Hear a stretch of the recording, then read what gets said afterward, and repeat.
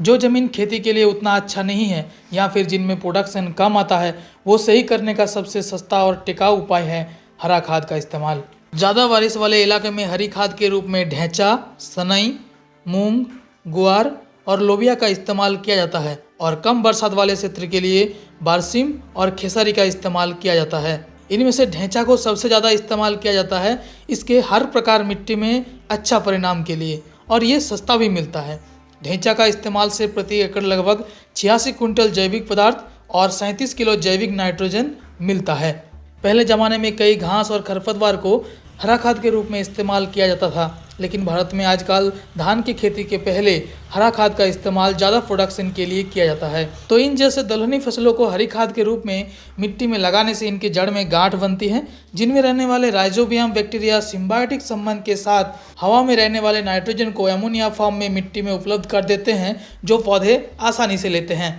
इसके अलावा इन दलहनी फसलों का जड़ टैप रूट होने का कारण मिट्टी के बहुत अंदर तक जाते हैं और नीचे वाले हिस्से का पोषक तत्व को ऊपर में उपलब्ध कर देते हैं। यानी हरी खाद हवा से और मिट्टी के निचले परत से पोषक तत्व को टॉप सॉइल में उपलब्ध करा देते हैं, जो पौधे को आसानी से मिलता है। इन हरा खादों को बरसात की शुरुआती अवस्था में हल्की जुताई के बाद बोया जाता है और 40 से 50 दिन बाद फूल अवस्था आने से पहले इन्हें जोतकर मिट्टी में मिला दिया जाता है।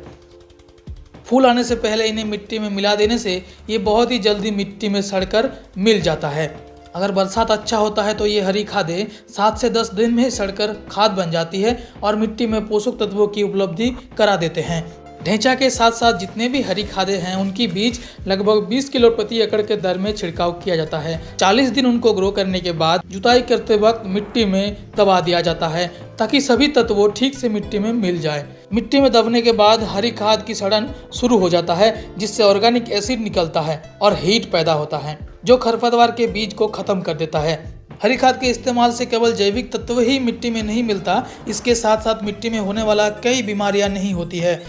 इन जैविक तत्वों का मिट्टी में मिलने से मिट्टी का CN रेशियो ठीक होता है और pH वैल्यू भी एडजस्ट हो जाता है। इसके साथ साथ मिट्टी में कई जीवाणुओं का संख्या भी बढ़ता है और इसी के कारण प्रोडक्शन कई गुना बढ़ जाता है।